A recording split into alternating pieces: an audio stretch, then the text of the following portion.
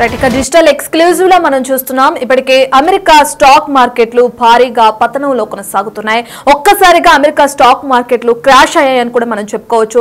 ఇప్పటికే చూసుకుంటే 2022లో ఎప్పుడైతే ఈ స్థాయిలో పతనాలు కూడా స్టార్ట్ అయ్యాయని కూడా చెప్తున్నారు. ఇక దానికి మించి అధిక మొత్తంలో కూడా ఈసారి ఎక్కువగా స్టాక్ మార్కెట్లు నష్టాల్లో కొనసాగుతున్నాయి అమెరికా పరంగా అని చెప్పి కూడా నిపుణులు అంటున్నారు. మనం దానికి సంబంధించిన బ్రేకింగ్ చూస్తున్నాం డిజిటల్ ఎక్స్క్లూజివ్ లో. ఇప్పటికే దీనికి సంబంధించి ట్రంప్ కుట్ర ఎక్కువగా ఉన్న కారణం కూడా ఒకటి ఆరోపణ తెరపైకి వస్తుంది.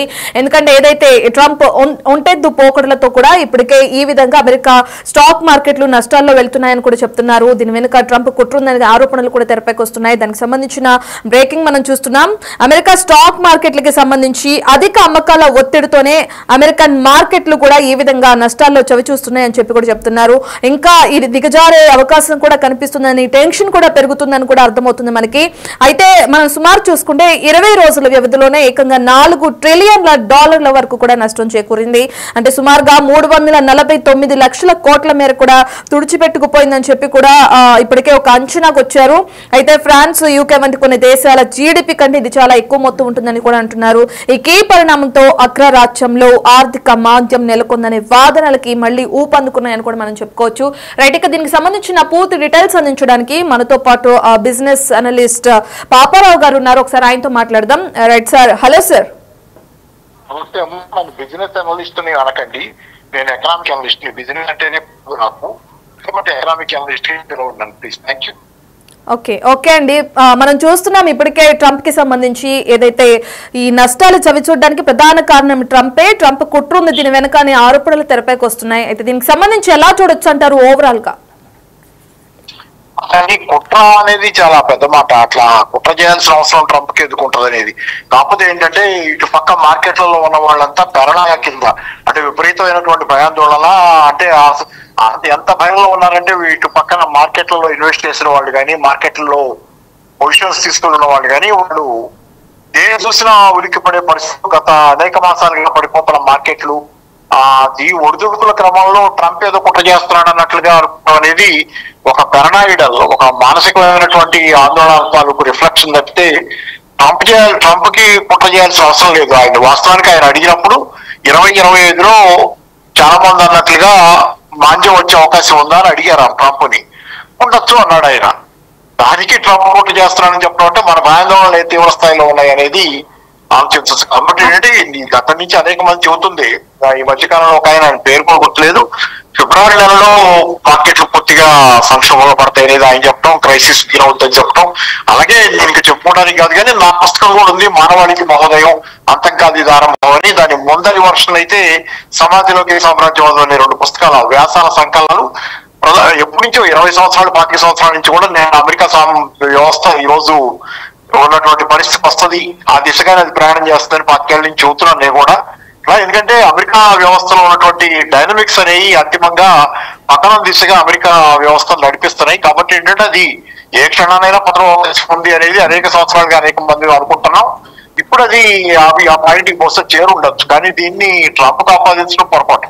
ట్రంప్ మామూలుగా మీడియా వాళ్ళు వచ్చినప్పుడు ఇదేంటంటే ఏమన్నా మాంద్య అవకాశాలు ఉన్నాయి 2025లో అంటే ఉండొచ్చు అన్నాడు ఆయన.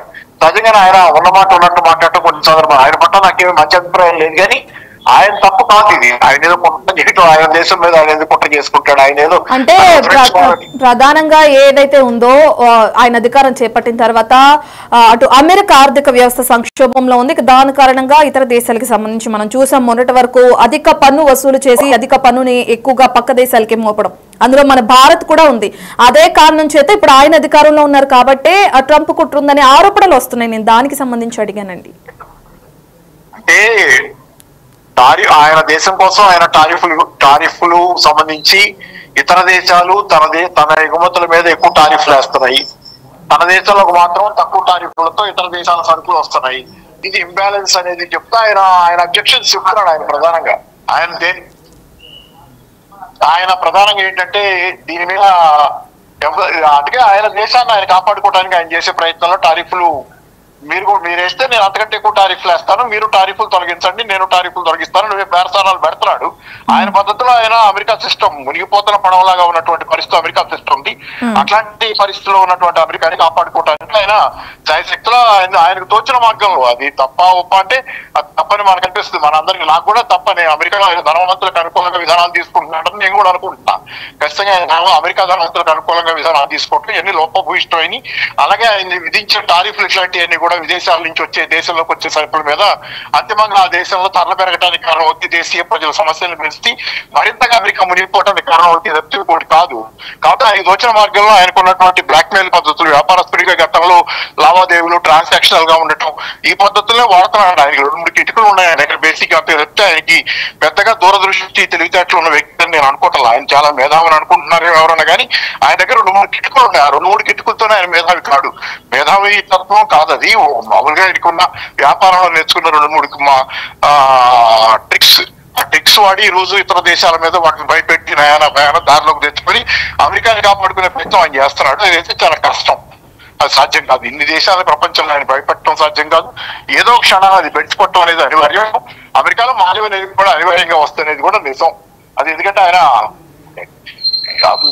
మీడియా అడిగిన ప్రశ్నకి వేస్తాను దాన్ని ప్రత్యేకంగా దాన్ని ఆయన నోటితో ఆయన చెప్పింది కాదు, మాంద్యం రాబోతుందని. మీడియా అడిగిన ప్రశ్నకి ఆయన అవును రావచ్చు అన్నాడు. అది సరే, మనం ఇప్పుడు ఏదైతే అమెరికా స్టాక్ మార్కెట్లు నష్టాల్లో జరగడం కానీ, ఇప్పుడు మీరు చెప్పినట్లుగానే ఇదంతా ఓవరాల్ గా చూస్తే దీని ఇంపాక్ట్ ఎంతవరకు పడే అవకాశం కనిపిస్తుంది అంటారు ప్రపంచ ఆర్థిక వ్యవస్థ పైన? స్టాక్ మార్కెట్లు గత 5-6 నెలలు భారతదేశంలో అయితే సెప్టెంబర్ నుంచి పత్రంలో ఉన్నాయి. రికార్డు పత్రం 96 తర్వాత అనుకుంటే ఇది మళ్ళీ రెండోసారి.